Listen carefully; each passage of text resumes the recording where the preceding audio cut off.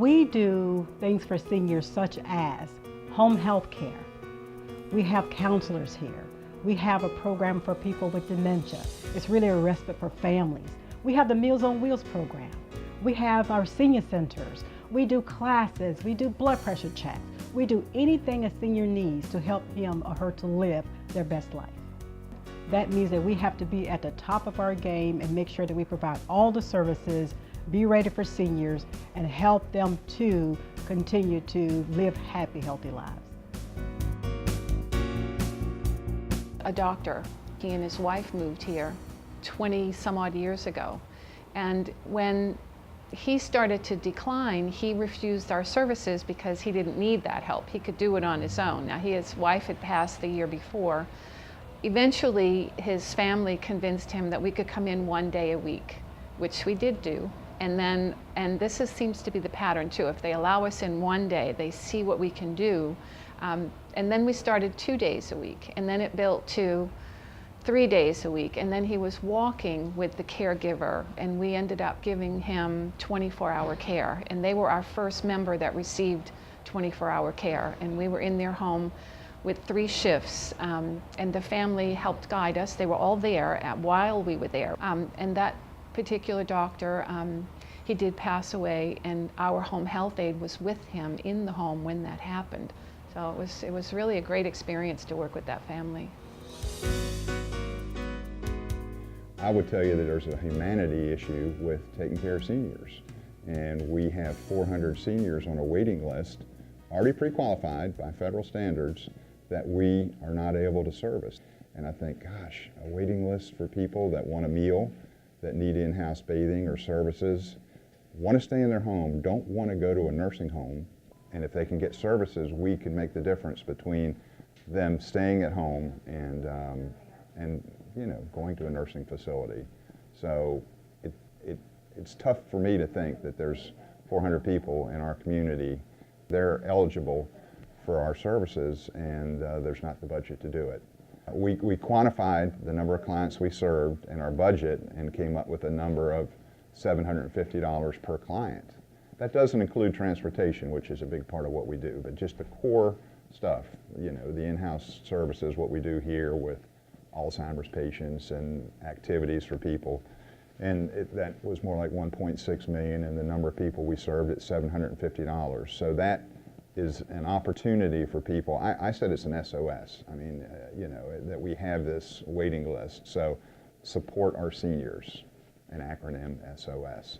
So my thoughts were, we need to eradicate that list. We need to peck away at it and take that list down to not being a list. That if you need services from Council on Aging in Nassau County, they're available. A couple of years ago, we had a man come to us, Janice met him, and he said, "I'm about to lose my home." And Janice said, "Well, tell me the story." And he said, "Well, I don't remember where he lived, but somewhere right here in town, and in a fairly old home, and he had a back porch that was literally falling off his house. It was literally about to fall into the ground. And he said it's in such bad shape that when the insurance company came out to look at my home, they told me they would no longer continue my home insurance because it was in such bad shape." Well, then when I went to the bank and told the bank that was going to happen, the bank said, "Well, if the insurance company won't insure you, we're going to call your loan." And the man didn't have the money to complete the chores or to pay off the loan. So he came to us. We have a program called CHORE. And the CHORE program is a small group of people, volunteers, who work with different individuals and families in town to help them complete some chores, some physical chores around their home. And Janice fairly quickly pulled a team together, half a dozen people, and in 3 days, they completely rebuilt the back of this man's home. He called the insurance company back in. The insurance company said, "This is fantastic, we'll continue your insurance." He went to the bank said, "Great, we won't call your loan." And the man then and now has a home to live in that he wouldn't have had if it hadn't been for this organization. We had an older lady who was already impaired on one of her sides. On her left side, she had shoulder surgery on her right side, and lives alone, lives in our subsidized housing, and she didn't have any family, any friends locally. So she needed home delivered meals, and we were able to go out there, not only to bring the meals to her for the home delivered meals, but also to have that contact.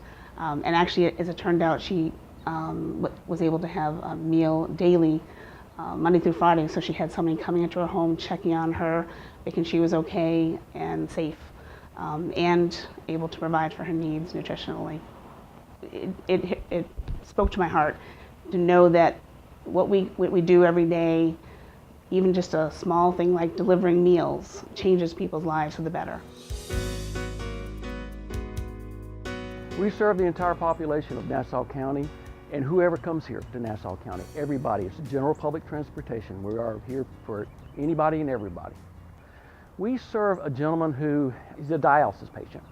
He has this very special treatment for dialysis. Unfortunately, that treatment is not available in Nassau County, so he has to go to Jacksonville. It's a long way. It's a bit of a logistical concern on our issue for us to get him down there and back 3 days a week, but his family can't do it. He can't afford taxi or other private transportation services, so we do it. And his family tells us all the time, he just, especially during holiday seasons when they're extra busy, that they really, really appreciate what we do for him. We are the hidden secret here on Amelia Island for people that are taking care of their loved ones that have a form of dementia. It's a program where people can come each day in a social atmosphere to have fun and to be engaged. You know, with dementia, we're losing our mind, we're losing what we have, and to be able to stay engaged and to be with others and be social is so important. So to keep people engaged, families tell me that by coming to the club, as we refer to the Adult Day Healthcare Program, it's a win-win situation. They're in a social environment, doing fun things, and keeping engaged, and people need to feel validated. So I feel that at the Council on Aging, we're trying to meet the needs of all different people, all different seniors as we age. So that's why I'm here. I love what I do. My neighbor lives with her son and daughter-in-law, and she is pretty much blind, so to speak. And she tells me this is the highlight of her day, coming to the Council on Aging. And she comes every day. They come and pick her up about 8 o'clock, and they drop her off about 1. When I come in to talk to her, she has a smile on her face, and everybody is sort of surrounds her and protects her. In our community, we don't have many people her age. And there's absolutely no socialization because both her son and daughter-in-law work. And she would be with a caretaker, or else she'd be in a nursing home. To me, and I saw this with my own mother, socialization is a huge thing. My mom was a lifelong volunteer until she passed away at 92. She volunteered all the time. And I think one time I said to her, you know, you should get paid for that, kiddingly. And she said, Barb, this is my lifesaver. Socialization to me is a huge thing. That's what saves people. That is a key. We are bursting at the seams here. We have been here for 30 years. We have outgrown this facility. We have staff sharing offices, and we really need the space. We have seniors just knocking at the door, waiting to have new programs. We have new opportunities at the new building. We are moving from a 7,500 square foot building to a 25,000 square foot building. We're going to be able to provide a lot of wonderful services, such as congregate meals. We're going to have classes. We're going to have photography. We're going to have computer classes. We're going to have a media lounge. People can actually come in and bring their laptops, bring their tablets, and have fun. We're going to have dancing. We have so many opportunities at the new building for our seniors, and we're so excited about it. And without our community, this would not be possible. My goal is to make sure every senior in Nassau County receive all the services, the care, and everything they need in order to live long, enriching lives. That is my goal. There's no reason why we can't help more seniors. We're going to have the space, we have the compassion, we have the passion, we have everything that we need in our community. We have a very giving community. And I'm looking so forward to this being the pivotal year for the Council on Aging, so we can march in that building, help our seniors, and open our doors to everyone who needs us. I'm so excited about